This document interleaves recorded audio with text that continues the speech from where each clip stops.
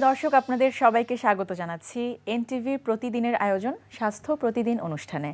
আপনাদের সঙ্গে আছি আমি ডাক্তার সানজিদা হোসাইন। দর্শক, আজ আমরা যে বিষয়টি নিয়ে আলোচনা করব সেটি হচ্ছে মিসিং টুথ বা দাঁত পড়ে গেলে কি কি ধরনের সমস্যা হয় এই বিষয়টি নিয়ে। এই বিষয়টি নিয়ে আলোচনার জন্য আমাদের স্টুডিওতে আজ উপস্থিত আছেন একজন বিশেষজ্ঞ চিকিৎসক। চলুন আমরা পরিচিত হই আমাদের আজকের অতিথির সাথে। ডাক্তার সৈয়দ আহসান রতন 1957 সালের জুলাইয়ে ঢাকা জেলায় জন্মগ্রহণ করেন। তিনি 1983 সালে ঢাকা ডেন্টাল কলেজ থেকে বিডিএস এবং নর্থ সাউথ থেকে এমপিএইচ ডিগ্রি লাভ করেন। বর্তমানে তিনি রতনস ডেন্টালের বিভাগীয় প্রধান হিসেবে কর্মরত আছেন। স্যার, আপনাকে স্বাগত জানাচ্ছি আমাদের অনুষ্ঠানে। ধন্যবাদ। আসসালামু আলাইকুম। স্যার, যেটি জানতে চাচ্ছিলাম, আজকের বিষয় যেটি মিসিং টুথ বা দাঁত পড়ে গেলে কি কি ধরনের সমস্যা হয়, একটু তার আগে জানতে চাইবো যে আসলে দাঁতের প্রয়োজনীয়তাটা সেটি যদি আগে একটু আমরা জানি, দাঁত থাকার প্রয়োজনীয়তাটা। খুবই সুন্দর প্রশ্ন, কারণ দাঁত থাকতে দাঁতের মর্যাদা নেই এটা সবাই মনে করে। আসলে কথাটা সত্য, কারণ দাঁতের কি ফাংশন এটা আমরা অনেকেই বুঝি না। অথচ খুবই একটা মূল্যবান সম্পদ, কারণ এটাই হচ্ছে only the gateway of any infection, মানে আমাদের সমস্ত শরীরের গঠনের কাজে ব্যস্ত। তো দাঁত বিভিন্ন ধরনের জিনিস আছে, তার সামনে কয়েকটা দাঁতের জন্য আল্লাহ তার অ্যাস্থেটিক এইটা দিয়েছে, যে সৌন্দর্যের দিকটা। পেছনের দাঁতগুলো দিয়েছে ফাংশনাল, মানে আমরা চিবিয়ে খাই, যার দরুন আমাদের সেই জিনিসগুলো হজম হয়। হজম হওয়ার ফলে আমাদের শরীরের গঠন টঠন যা কিছু আদার্স আছে সমস্ত অর্গানগুলো ঠিক থাকে। তো আমাদের এই গঠনটা ঠিক রাখার জন্যে এই দাঁতগুলো আমাদের প্রয়োজন। তো দাঁতগুলো যদি না থাকে তার বিভিন্ন ধরনের সমস্যা হতে পারে। প্রথমে তার সমস্যাটা হলো তার সাইকোলজিক্যাল একটা প্রবলেম হয় যে আমার দাঁত পড়ে গেছে। আচ্ছা, মানে যার দাঁত পড়ে গেছে তার প্রথমে এটি মানসিকভাবে সে একটা বিধ্বস্ত হয়ে যায় যে আমার মুখে থেকে দাঁত পড়ে গেলে হয়। কেউ কেউ মনে করে আমার বয়স হয়ে গেছে, আর কেউ কেউ মনে করে যে এখন কি হবে। সামনে দাঁত পড়ে গেলে তো তাকে দেখতে খারাপ লাগবে, পেছনের দাঁত পড়ে গেলে সে খাওয়া দাওয়া থেকে সব কিছু থেকে সে বঞ্চিত হবে, কারণ পেছনের দাঁতগুলো দেওয়া হয়েছে খাওয়ার জন্যে। তো এই সমস্যাগুলো মেনলি হয়, আরও অনেক ধরনের সমস্যা হয়, সেগুলো নিয়ে আমি আরও। স্যার, এই যে পড়ে যাওয়ার পরে দাঁতের যে জায়গাটা মিসিং টুথ যেটিকে আমরা বলছি, এরপরে কি কি ধরনের অবস্থা হয় এবং সেটি প্রতিস্থাপনের উপায় আসলে কি কি, এটি আসলে যখন দাঁত পড়ে যায় তখন জায়গাটা তো খালি হয়ে যায়। এখন সেফর আমরা ধরি যে উপরে একটা দাঁত পড়ে গেছে, তখন হয় কি নিচের যে অপোজিট যে দাঁতটা আছে সেটা বাড়তে থাকে, লম্বা হতে থাকে। কারণ এটা সিস্টেরি একটা ব্যাপার, যে তার প্রতিদিনই তার একটা গ্রোথ আছে। তো এটা যখন দাঁতটা বাড়তে থাকে, উপরের যে দাঁতটা পড়ে গেল সেই জায়গাটা থেকে দুই সাইডে দুটো দাঁত ইনক্লাইন্ড হতে থাকে, যে খালি জায়গাটা তখন নিচের দাঁতটা হয় কি ওই উপরের সামনে সরাসরি যে বাইটটা করতো সেই বাইটটা গিয়ে পার্শ্বের দুটো যে কোনো একটা দাঁতে সে হিট করবে। যখন সে হিট করবে তখনই তার এই ব্যথা শুরু হবে। ব্যথা শুরু হলে হবে কি তার এই টেম্পোরোম্যান্ডিবুলার জয়েন্টে গিয়ে তখন তার এই প্রবলেমগুলো সৃষ্টি হবে। এটা লোকজন কিন্তু সাধারণ অবস্থায় তারা বুঝতে পারে না। তারা বুঝতে পারে আমার সামনের দাঁত না দেখতে খারাপ লাগতেছে, পেছনের দাঁত না আমি খেতে পারতেছি না, কিন্তু অন্য দাঁত তো আছে আমি তো খেতে পারি, কিন্তু আসলে তা না। মানে এই টোটাল এফেক্টটা গিয়ে অনেকগুলো জায়গা গিয়ে পড়ছে। তো প্রতিস্থাপন তো করা যায়, কারণ প্রতিস্থাপন না করলে তো সে কিভাবে চলবে। হ্যাঁ, তো বিভিন্ন সিস্টেমে কি কি ধরনের এখন উপায় রয়েছে দাঁত প্রতিস্থাপন। এখন আগেকার দিনে যে সমস্ত ব্যাপারগুলো ছিল সেগুলো অনেকেই দেখা যেত একটা খোলা পড়া দাঁত বানিয়ে নিল, যেটি আমরা আগে বলতাম। হ্যাঁ, দেখতাম আর কি। এরপরে আরো অনেক সিস্টেম বেরিয়েছে, এটা ব্রিজ করা যায়, ইমপ্ল্যান্ট করা যায়। তো বিভিন্ন সিস্টেমে দাঁত ওখানে বাঁধিয়ে রিপ্লেস করা যায়, প্রতিস্থাপন করা যায়। আচ্ছা, তো আমরা যদি শুরু থেকেই আসি, আপনারা রোগীকে যখন এই জাতীয় সমস্যা নিয়ে আপনাদের কাছে রোগীরা আসে, আপনারা কি পরামর্শ দেন রোগীটিকে? আমরা তো সবসময় পরামর্শ দিই যে আল্লাহ যখন ওই দাঁতটা দিয়েছে তো এখন থাকবে না কেন, ওটা নিশ্চয়ই একটা ফাংশন আছে। আচ্ছা, মানে আগে রোগীকে আশ্বস্ত করে ওখানে একটা এটার একটা সিস্টেম আছে, এখানে আপনি রিপ্লেস করতে পারেন, হ্যাঁ, রিহ্যাবিলিট করতে পারেন। তো তখন তো রোগীরা জিজ্ঞেস করে যে আমি কিভাবে খোলা পড়া পড়বো, না ফিক্স করব, না ইমপ্ল্যান্ট করব, তখন এই প্রশ্নগুলো চলে আসে। তো ইচ্ছা করলে সে ওই জায়গায় একটা দাঁত রিপ্লেস করতে পারে। এবং সামনে দাঁতের জন্য বিশেষ করে খুবই প্রয়োজন যে তাকে দেখতে খারাপ লাগতেছে, এটা প্রথমে এসে দেখা গেল অনেকগুলো দাঁত নাই তার, কিন্তু সে এসে বলবে যে আমার সামনে 3টা বাঁধিয়ে দেন। তার মানে সে ফিল করছে যে শুধু সামনের তিনটাই সামনের বাঁধাতে তাকে হবে। খারাপ লাগতেছে, আচ্ছা। পেছনে খেতে পারতেছে না সেটা সে মনে করতেছে না, কিন্তু খেতে না পারার পিছনে সিস্টেমে গিয়ে কত ধরনের প্রবলেম হচ্ছে তার সে হয়তো জানছেই না। জানছে না। আচ্ছা, তারপর আরো কিছু বিষয় থাকে যেখানে আসলে আমরা যতদূর জানি যে প্রতিস্থাপন করা যায় না বা সম্ভব নয়, এরকম কিছু অবস্থা কি আছে কিনা, সেক্ষেত্রে আপনারা কি ধরনের পদক্ষেপ নিয়ে থাকেন? হ্যাঁ, এখন কথা হলো সে কি ধরনের দাঁত বা ওখানে রিপ্লেস করবে, সে খোলাপড়া করবে। আর খোলাপড়া যদি করতে হয় তাহলে দেখতে হবে তার যে জায়গায় আমরা দাঁতটা বাঁধাবো সেই জায়গার পজিশনটা ঠিক আছে কিনা, বোনটা তার ঠিক আছে কিনা। বোনের যদি রিজটা যদি ঠিক না, তাহলে দাঁতটা রিপ্লেস হবে কোথায়। তার মানে পেশেন্ট সিলেকশনের ক্ষেত্রে আপনারা এই বিষয়গুলো খেয়াল করি, যেগুলো আগে চেক করতে হবে। তারপরে দুই সাইড দাঁত কি তাকে ইনক্লাইন্ড হয়ে গেছে, ওই গ্যাপটা কি দাঁতটা কি ঢুকবে ওখানে, এটা খোলা পড়া। আমরা আজকাল এই খোলা পড়া দাঁতে আমরা সাংঘাতিকভাবে ডিসকারেজ করি, কারণ এগুলা হ্যাজার্ড অনেক বেশি। কারণ এই দাঁতগুলো যে কোনো সময় লুজ ফিটিং হলে, ইল ফিটিং হলে গলায় চলে যেতে পারে, তখন রুগীদের অন্যান্য প্রবলেম হয়। আর যদি আমরা ব্রিজ করতে চাই তাহলে সাইডের দুটো দাঁতকে আমাদের সাপোর্ট নিয়ে তখন এই দাঁতটা ফিক্স করা যায়। এটা মোস্ট মডার্ন ট্রিটমেন্ট চলছে। ব্রিজ বলেন, এটি সম্পর্কে একটু জানতে চাই স্যার। ব্রিজ আর এই ডেঞ্চারের মধ্যে পার্থক্যটা হলো, ব্রিজের the ideal definition of bridge হচ্ছে যে নদীর উপরে যেরকম আমাদের ব্রিজ হয়, সাইডের দিকে পিলার থাকে, উপর দিক দিয়ে গাড়ি গুড়ি সব চলে, নিচে দিয়ে পানি যায়, মানে সাপোর্ট নিতে হবে। মানে ইঞ্জিনিয়ারিং ক্যালকুলেশন যে লোড কতটুকু, তার মিশিংটা কতটুকু, সেই সাথে দুই সাইডে অ্যাডজাস্টেন্ট দাঁতকে সেই পরিমাণ তাকে লোড অন্তত বেশি দিতে হবে, তাহলে হবে কি সেই ব্রিজটা টিকবে।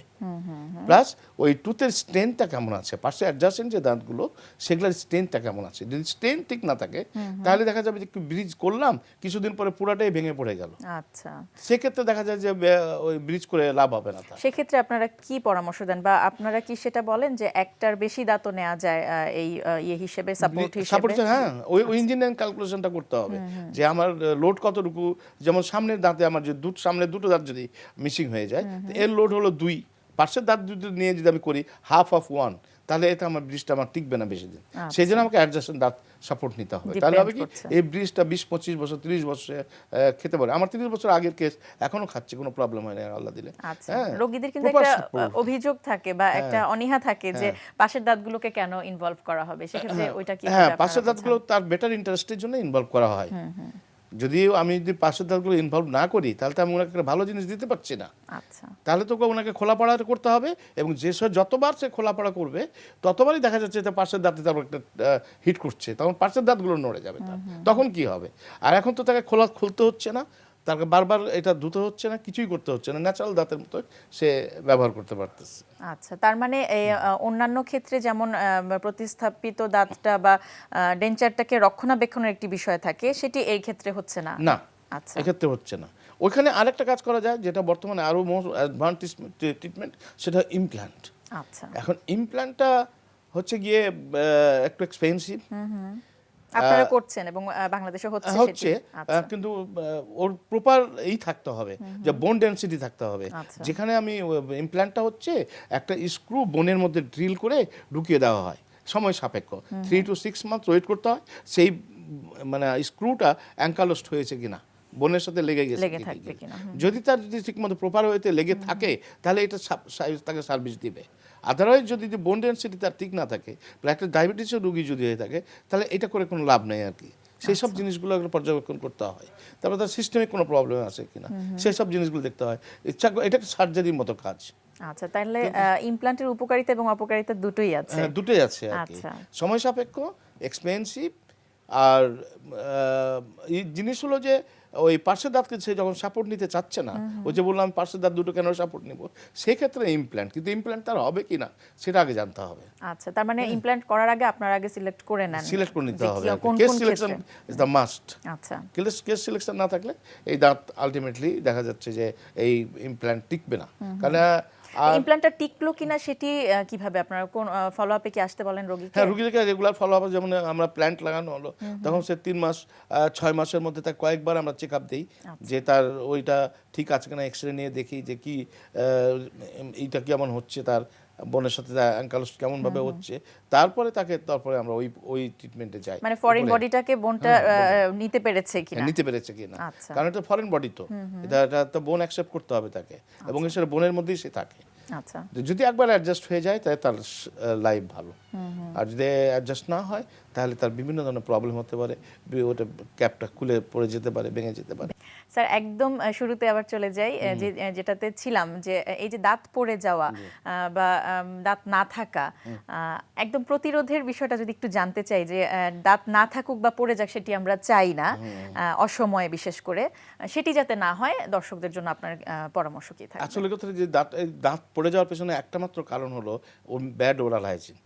যাদের ওরাল হাইজিন খুবই খারাপ তাদের পেরিওডন্টাল প্রবলেম হয়, মানে গামের প্রবলেম হয়, তারপর বোনের প্রবলেম হয়, তখন দাঁতগুলো নড়ে যায়, নড়ে গেলে তখন দাঁতগুলো পড়ে যায়। এখন এটা যদি না হতে দিই আমি, তাহলে তাকে কী করতে হবে, রেগুলার তাকে 6 মান্থ ইন্টারভালে ডেন্টিস্টের কাছে যেতে হবে, রেগুলার চেক আপটা করতে হবে, স্কেলিংটা করতে হবে, আর তাকে কী বলে ব্রাশিং ঠিকমতো প্রপার ওয়েতে ফ্লসিং করতে হবে, তারপরে তার খাদ্যকণা যেন না লেগে থাকে। আর ডায়াবেটিস রোগীদের ক্ষেত্রে আরও বেশি, যে যারা থাকতে হবে তাদেরকে ঘন ঘন ডেন্টিস্টের কাছে যেতে হবে, হ্যাঁ, তাতে হবে কি এই দাঁতগুলো ধরে রাখা যাবে। যে রোগীগুলো আমি আজকে 25-30 বছর আগে দেখেছি, এগুলো সবগুলো মনিটরিং হয় আমার লতোস ডেন্টালে, কিন্তু একটা রোগীরও দাঁত আমরা ফেলি না এখন পর্যন্ত, আল্লাহ দিলে। চমৎকার বললেন স্যার, অনেক অনেক ধন্যবাদ আপনাকে। ধন্যবাদ আপনাকে। প্রিয় দর্শক, আমরা শুনছিলাম মিসিং টুথ বা মুখে দাঁত না থাকার বা দাঁত ফেলে দেওয়ার পরে কি কি ধরনের সমস্যা হতে পারে, কিভাবে সেই সমস্যা থেকে উত্তরণ করা যাবে, তার বিষয়টি নিয়ে বেশ কিছু গুরুত্বপূর্ণ তথ্য এবং বেশ কিছু পরামর্শ আমরা শুনলাম। আশা করছি আপনাদের উপকারে আসবে। আজকে আমরা দেখাবো চিন-আপের একটা খুব সিম্পল ভেরিয়েশন। কারণ চিন-আপটাকে আমরা ধরি হচ্ছে বডি বিল্ডিং একটা কোর এক্সারসাইজ। কারণ বডি বিল্ডিংয়ে যখন আপনি করতে যাবেন তখন বডি ওয়েট এক্সারসাইজ শুরু করতে হয়, এবং ফার্স্ট প্রায়োরিটি এক্সারসাইজকে আমরা বলি চিন-আপ। কিন্তু সমস্যা হচ্ছে চিন-আপটা কিন্তু যদিও এটা বেসিক এক্সারসাইজ, কিন্তু এটাকে আমরা ধরি অ্যাডভান্স লেভেলের। কারণ খুব যদি বডি যদি ফিজিক্যালি খুব ফিট না হয় তাহলে আপনি চিন-আপটা ইজিলি করতে পারবেন না। কিন্তু চিন-আপটা না করতে পারলে কিন্তু আপনি সেই ল্যাটসের যে ডেফিনেশনটা অথবা যে মাসকুলার যে এইটা বেনিফিটটা সেটা আপনি কখনো পাবেন না। এই জন্য আমরা যে জিনিসটা করেছি, আমরা সিম্পল একটা ফর্মেশন আমরা করেছি চিন-আপের, যেটা করলে আপনি চিন-আপের যে এইগুলো আছে বেনিফিটগুলো পাবেন, কিন্তু চিন-আপ যেটা যারা মারতে পারছেন না তারা ইজিলি এই এক্সারসাইজটা করতে পারবেন। এখন দেখুন যে কীভাবে চিন-আপের সিম্পল এইটা করতে হবে, ফর্মটা করতে হবে। ওকে, আমার রেডি। ওকে, এই জন্য যে জিনিসটা প্রথমে লাগবে সেটা হচ্ছে একটা বেঞ্চ, এবং একটা নেবেন, আপনি বার নেবেন, যেটা হচ্ছে আপনার বেঞ্চ থেকে ধরেন 1 ফুট উঁচায়, ঠিক আছে? ওকে, হোল্ড ইট। ওকে, আপনি থাকবেন একদম লাইন পজিশনে, সুপিন পজিশনে, হিপসটাকে উঠাবেন প্রথমে। ওকে, এখন এই পজিশন থেকে চিন আপ মোশনটা নেবেন আপনি। এতে যে আপনি এটা পাবেন, সুবিধাটা পাবেন, যেহেতু আমাদের লোয়ার পোর্শনের ওয়েটটা কিন্তু অনেক বেশি, যখন আপনি চিন আপটা মারতে যাবেন তখন এই পোর্শনটা উঠাতে নিলে ডিফিকাল্ট হয়ে যায়। এই জন্য আমরা এটা হ্যাঙ্গিং অবস্থা রেখে দিলাম। এটা হচ্ছে কি আপনি শুধু আপার পোর্শনটা উঠাচ্ছেন। গো, এতে কি হচ্ছে, আপনি চিন আপের যে বেনিফিটগুলো আপনি করছেন পাচ্ছেন, কিন্তু চিন-আপটা মারা আপনার জন্য ইজি হয়ে গেল। ওকে, স্টপ। ওকে, সেম জিনিসটা আপনি যেটা করবেন, 10 রিপিটেশন 5 সেট মারবেন।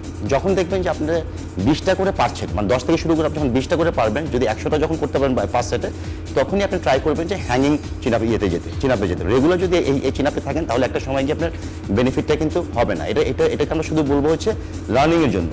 যারা চিন-আপ পারছেন না তারা যদি এই চিন-আপটা করেন সেটা ভালো। আরেকটা জিনিস আছে, যারা চিন-আপ করছেন কিন্তু চাচ্ছেন যে 20টার ইয়েতে আপনার পারেন, কিন্তু যখনই কোনো ওয়েটটাকে আপনি নিচ্ছেন, অ্যাসেস করছেন, তখন আর চিন-আপটা পারছেন না, তখন সেম জিনিসটি আপনারা ওয়েট দিয়ে যদি আপনারা করেন, তাহলে পরবর্তীতে আপনারা হ্যাঙ্গিংটা ওয়েট দিয়ে করতে পারবেন। প্রিয় দর্শক, ছোলা বুট অত্যন্ত উপকারী এবং আমাদের সবার খুব প্রিয় একটি খাবার। ছোলা বুটের বিভিন্ন উপকারী দিকগুলো নিয়ে, এর বিভিন্ন পুষ্টি গুণাগুণ নিয়ে চলুন শুনি একজন পুষ্টিবিদের পরামর্শ। দর্শক, ছোলা আমাদের দেশের অতি পরিচিত একটি ডাল। শুধুমাত্র রোজাই নয়, আজকাল কিন্তু আমরা সবসময় এই ছোলা খেয়ে থাকি। ছোলার কিন্তু অনেক পুষ্টিগুণ রয়েছে। এটা প্রোটিন গ্রুপের মধ্যে অন্তর্ভুক্ত এবং সেকেন্ড ক্লাস প্রোটিন হিসেবে পরিচিত, কেননা ছোলা হচ্ছে আমাদের শরীরে বেশ প্রোটিনের চাহিদা পূরণ করতে সাহায্য করে থাকে। এটি ডাল হিসেবে এত বেশি উন্নত কেননা এই ডালে রয়েছে হাই ফাইবার, অর্থাৎ ছোলা থেকে পেয়ে যাবেন আপনি অনেক খাদ্য আঁশ। বেশ কিছু গবেষণায় দেখা গেছে যে ছোলা খাওয়ার পর সেটি আমাদের রক্তে ব্লাড সুগারের মাত্রা খুব ধীরে ধীরে বাড়ায় এবং ছোলার ফাইবার ব্লাডে উপস্থিত গ্লুকোজের মাত্রাকে নিয়ন্ত্রণে সাহায্য করে। সেই জন্য ডায়াবেটিক রোগীদের ক্ষেত্রে এই ছোলার কিন্তু কোনো জুড়ি নেই এবং তাদের খাদ্য তালিকায় আমরা পুষ্টিবিদ হিসাবে কখনো কোনো না কোনোভাবে ছোলা লিখে থাকি। তবে এটা ঠিক, যাদের কিডনি সমস্যা রয়েছে তাদের জন্য এই ছোলা অবশ্যই খাওয়া যাবে না। ছোলার সবচেয়ে বড় গুণ হচ্ছে যে ছোলার মধ্যে বেশ কিছু মিনারেলস পাওয়া যায়, বিশেষ করে কপার, ম্যাঙ্গানিজ, যেগুলো খুব লেস অ্যামাউন্টে আমাদের শরীরে লাগে, কিন্তু যাদের আমাদের শরীরে রয়েছে বেশ কিছু গুরুত্বপূর্ণ ভূমিকা। শুধুমাত্র কার্বোহাইড্রেট, ফাইবার বা প্রোটিন হিসেবে নয়, বেশ কিছু ভিটামিনস ও মিনারেলস হিসেবে কিন্তু ছোলার কোনো জুড়ি নেই এবং এটিকে কমপ্লিট মিল হিসেবে কিন্তু আপনারা চাইলে খেতে পারেন, কারণ এই একটি ছোলা থেকে মেজর এবং মাইক্রোনিউট্রিয়েন্টসের সব কিছুই পাওয়া যায়। তবে আমাদের দেশে বেশ কিছু বিষয় লক্ষ্য করা যায় যে ছোলা অনেককেই দেখা যায় যে না ভিজিয়ে খুব কুইক সিদ্ধ করে খেতে, যেটি স্বাস্থ্যের জন্য কিন্তু খুবই ক্ষতিকর। মনে রাখবেন, ছোলাকে অবশ্যই সারা রাত ভিজিয়ে রাখতে হয়, অথবা সেটা সম্ভব না হলে মিনিমাম 6 ঘন্টা আপনাকে ছোলা ভিজিয়ে রাখতে হবে। এতে করে ছোলার যে বাহ্যিক কেমিক্যালস বা ফাইটিনসগুলো আছে সেগুলো কিন্তু চলে যাবে, যা আমাদের শরীরের জন্য অনেক বেশি উপকারী, এবং সেই ছোলা কিন্তু খুব দ্রুত সিদ্ধ হয়ে যাবে। এছাড়াও রোজা ছাড়াও আমরা সবসময় বলে থাকি যারা এক্সারসাইজ করেন তাদেরকে ছোলাটা একটি মিল হিসেবে রাখতে, বিশেষ করে ছোলার সাথে যদি টক দই অ্যাড করে খাওয়া যায় তাহলে ফার্স্ট ক্লাস এবং সেকেন্ড ক্লাস দুটো প্রোটিনই আপনি পেয়ে যাবেন। যারা ওজন কমাতে চায় তাদেরকে আমরা দুপুরের বা রাতের মিল হিসাবে অনেক সময় টক দই, ছোলা ও সবজি এই 3টা খাবারকে রেকমেন্ড করে থাকি, কেননা ছোলার ফাইবার শরীরের ওজন কমাতে সাহায্য করে। দর্শক, প্রোটিনের চাহিদা পূরণ করতে আমাদেরকে সারাদিনে মাছ, মাংস, দুধ, ডিম, ডাল সবই খেতে হয়, যার মধ্যে প্রাণীজ প্রোটিনগুলো হচ্ছে ফার্স্ট ক্লাস এবং সেকেন্ড ক্লাস প্রোটিন হিসেবে আমরা এই ডালটাকে এবং বাদামকে রিকমেন্ড করে থাকি। তাই যাদের ব্লাডে কোলেস্টেরলের মাত্রা বেশি তাদের প্রোটিনের চাহিদা পূরণ করা কিন্তু বাদ দেওয়া যাবে না। সেই জন্য মাছ, মাংস একটু কমিয়ে প্রোটিনের সেই চাহিদা যদি ছোলা থেকে পূরণ করা যায় তবে কিন্তু সহসায় আপনি রক্তে কোলেস্টেরল কমাতে পারবেন। এছাড়া ছোলা আমাদের দেশে সাধারণত দুইভাবে খাওয়া হয়ে থাকে। একটি হচ্ছে আস্ত ছোলা, যেটাকে আমরা অনেক সময় ভেজে খাই, মানে রোস্টেড হিসেবে খাই অথবা সিদ্ধ করে খাই। আরেকটি হচ্ছে ছোলার ছাতু। আমাদের দেশে গ্রাম অঞ্চলে অনেক জায়গায় কিন্তু ছোলাকে পাউডার করে এই ছাতুটিকে ব্যবহার করা হয়। যাদের ওজন বাড়ানোর প্রয়োজন হয় এবং বাচ্চাদের খাবারে সাধারণত এই ছোলার ছাতু ব্যবহার করা হয়ে থাকে। আর আস্ত ছোলা আমাদের দেশে আমরা রোজার সময় লক্ষ্য করেছেন যে ছোলাটাকে অনেক তেল দিয়ে ভুনে খাওয়া হয়। দর্শক, যে কোনো খাবারেরই কিন্তু রয়েছে আসলে অনেক পুষ্টিগুণ, কিন্তু সেই পুষ্টিটা আপনি কিভাবে পাচ্ছেন সেটা ডিপেন্ড করবে আপনার রান্নার উপর।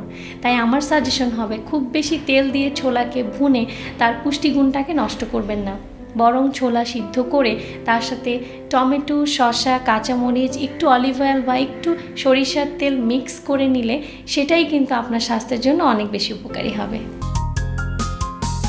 দর্শক, স্বাস্থ্য প্রতিদিনের আজকের হেলথ টিপস। তীব্র রোদে গেলে সানগ্লাস ব্যবহার করুন, এতে শুধু চোখ নয় আপনার মনটাও সজীব থাকবে। প্রিয় দর্শক, স্বাস্থ্য প্রতিদিন সম্পর্কে যদি আপনাদের কিছু জানার থাকে কিংবা কোনো পরামর্শ যদি আমাদের দেবার থাকে জানাতে পারেন এই ঠিকানায়। প্রযোজক স্বাস্থ্য প্রতিদিন, এনটিভি, বিএসসি ভবন, 7তলা, 102 কাজী নজরুল ইসলাম এভিনিউ, কারওয়ান বাজার, ঢাকা 1215। ফ্যাক্স 914338 থেকে 7 পর্যন্ত, অথবা ইমেল করুন স্বাস্থ্যপ্রতিদিন@ntvpd.com এই ঠিকানায়। দর্শক, স্বাস্থ্য প্রতিদিনের আগামী পর্বে আপনাদের জন্য যা থাকছে। বাচ্চাদের ক্ষেত্রে যেটা হয় টনসিলের সমস্যা, কিছুটা অ্যালার্জিক সমস্যা,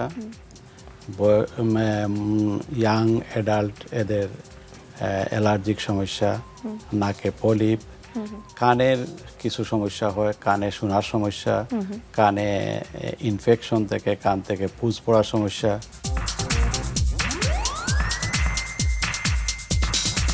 প্রিয় দর্শক, বিশ্বের যে কোনো প্রান্ত থেকে যে কোনো সময় আপনাদের পছন্দের অনুষ্ঠান স্বাস্থ্য প্রতিদিন দেখতে চাইলে ভিজিট করুন আমাদের পূর্ণাঙ্গ ওয়েব পোর্টাল www.ntvbd.com। আজ এ পর্যন্তই। সবাই ভালো থাকুন, সুস্থ থাকুন। আগামীকাল আবারও দেখা হবে ঠিক একই সময় এনটিভির পর্দায়।